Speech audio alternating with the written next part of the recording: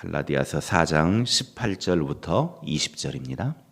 좋은 일에 대하여 열심으로 사모함을 받음은 내가 너희를 대하였을 때뿐 아니라 언제든지 좋으니라. 나의 자녀들아, 너희 속에 그리스도의 형상을 이루기까지 다시 너희를 위하여 해산하는 수고를 하노니 내가 이제라도 너희와 함께 있어 내 언성을 높이려 함은 너희에 대하여 의혹이 있음이라. 아멘. 사람이 감동을 받을 때는 자신의 마음을 헤아려 줄 때, 그때 감동이 되어집니다. 사람들이 감동을 받는 것은 큰 것 뭘 해줘야 감동받는 것이 아니라 작은 일이라도 나의 마음을 알아줄 때, 그때 코끝이 찡하게 되어지는 것이죠. 바울은 힘들어서 개척해 놓은 그 갈라디아 지역의 교회가 거짓 교사들에 의해서 넘어지려고 할 때 마음이 너무 아팠습니다. 갈라디아 교회와 성도들을 향한 바울의 마음이 어땠을까?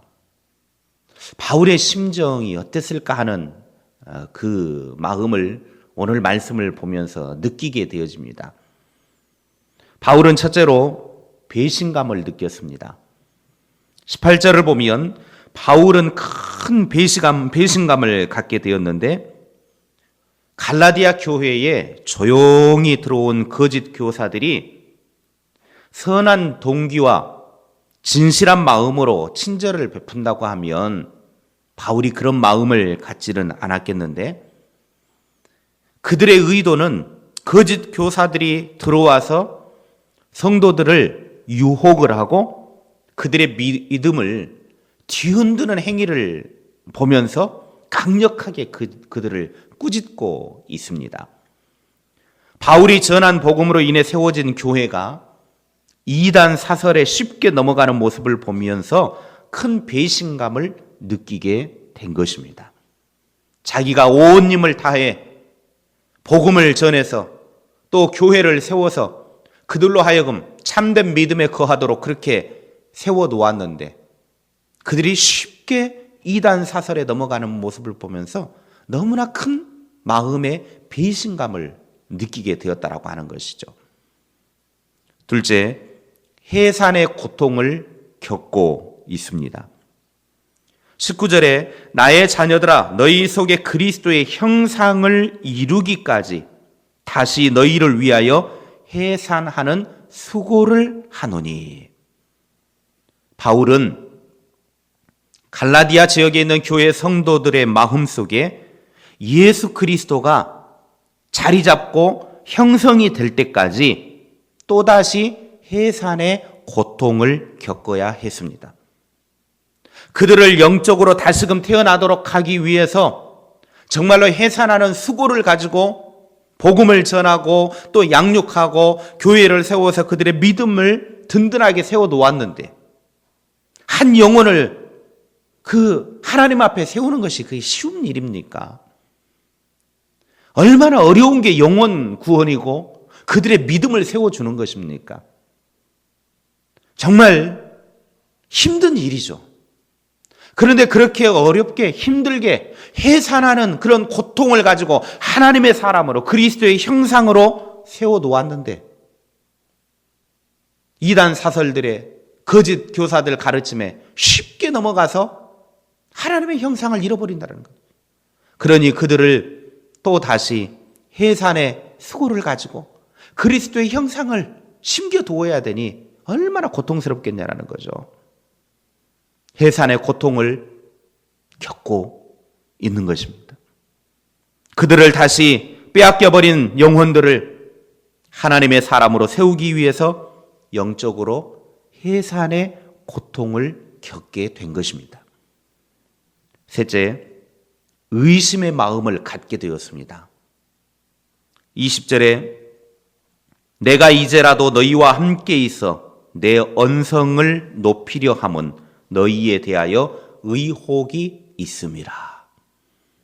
바울은 지금 갈라디아 지역에서 복음을 전하다가 유대인들이 쫓아와가지고 핍박을 하고 박해를 가하고 생명의 위협을 느껴서 도피해가지고 다른 지역에서 지금 갈라디아 교회 지역의 소식을 듣고 편지를 쓰고 있는 겁니다. 편지를 쓰고 있는데 갈라디아 교회 소식을 듣고 마음이 너무 아픈 거죠. 이단 사설과 거짓 교사들의 가르침에 의해서 교회가 무너지고 있고 성도들이 진리의 길을 떠나가고 있는 모습을 보면서 지금 그들과 함께 있으면 얼굴을 마주보고 막 언성을 높이면서 큰 소리로 꾸짖고 책망하고 그렇게 해서 막 바로 잡아 놓을 텐데 지금 같이 있지 못하니까 멀리서 그냥 편지나 쓰고 앉아서 그러고 있는 자기의 모습. 지금까지는 조곤조곤 설명하면서 구원은 이렇다. 율법과 구원의 관계는 이렇다. 복음은 이렇다. 그리스도인의 삶은 이렇다. 조곤조곤 설명을 했지만 만약 만나서 그들 앞에서 이야기를 한다고 하면 함께 있으면 언성을 높이겠다는 거죠. 큰 소리로 호되게 그들을 꾸짖게 될 것이라고 그렇게 말하고 있습니다. 왜 그들을 언성을 높여서 큰 소리로 그렇게 호되게 꾸짖습니까? 이유는 성도들이 바울에게 의혹을 주었기 때문입니다. 너희에 대하여 의혹이 있음이라. 여기 의혹이 있다라고 하는 말은 바울에게 당혹감을 주었다라는 뜻으로 헬라어는 번역이 되어져 있습니다. 당혹감을 주었다. 바울은 지금까지 그들을 말씀으로 잘 세워놓았는데 믿음의 터전 위에 잘 세워놓았는데 그들이 너무나 쉽게 넘어가는 모습을 보면서 바울로 하여금 당혹감을 주고 있더라는 거죠. 너무나 쉽게 넘어가는 그들의 신앙, 너무나 쉽게 쓰러지고 있는 그들의 진리의 그 믿음의 터전들을 보면서 바울이 당혹감을 감출 수가 없었다는 겁니다. 그러니 사람은 내가 이만큼 하면 됐다. 그런 사람은 아직 하수입니다. 하수. 내가 이만큼 했으면 됐지. 내가 이 정도 했으면 됐지. 내가 이 정도 신앙생활 했으면 됐고 내가 이 정도 기도하면 됐고 내가 이 정도 말씀 보면 됐고 우리는 그거는 아주 저 핫바리들. 고수는 아직도 내가 부족하죠. 그래서 바둑을 둘 때도 검은색, 흰색 딱 둘 때도 서로 한 수 배우겠습니다. 고수든 하수든 한 수 배우겠습니다 하고 시작하잖아요. 그런데 실력도 없는 핫바리들은 오늘 내가 어떻게 해봐야 되겠다. 진짜 고수는 항상 부족함을 느끼는 것이고 항상 더 훈련해야 된다고 생각하고 그렇게 사는 사람이죠. 갈라디아 교회 성도들은 바울에게 너무나 당혹감을 주는 그런 신앙생활을 하고 있었습니다. 너무나 쉽게 넘어가 버렸죠. 그래서 그들 앞에 서서 그들에게 지금 편지가 아니라 그들 앞에 서서 내가 지금 복음을 가르치고 그들 앞에서 목회를 하고 있다고 하면 언성을 높여서 그들을 호되게 꾸짖을 것이라고 그렇게 말하고 있습니다. 바울이 왜 이렇게 하는가? 우리는 이 말씀을 통해서 목회자가 왜 이런 식으로 하는지 바울의 마음을 통해서 알아야 합니다. 때로는 꾸짖기도 하고 때로는 사랑의 말로도 타이르고 가르치기도 하지만 이 모든 것들은 꾸짖는 일이든 사랑으로 하든 이 모든 것들은 결국은 깊은 사랑과 관심이 있기 때문에 그렇게 하는 것입니다. 그렇기 때문에 오늘 바울은 갈라디아 교인들이 거짓 교사들의 미혹에 흔들리고 있는 모습을 보면서 깊이 타락하지 않고 속히 돌아오기를 간절히 기대한 것입니다. 목회자가 때로는 꾸짖고 큰 소리도 치고 그렇게 하는 이유는 사랑하기 때문입니다.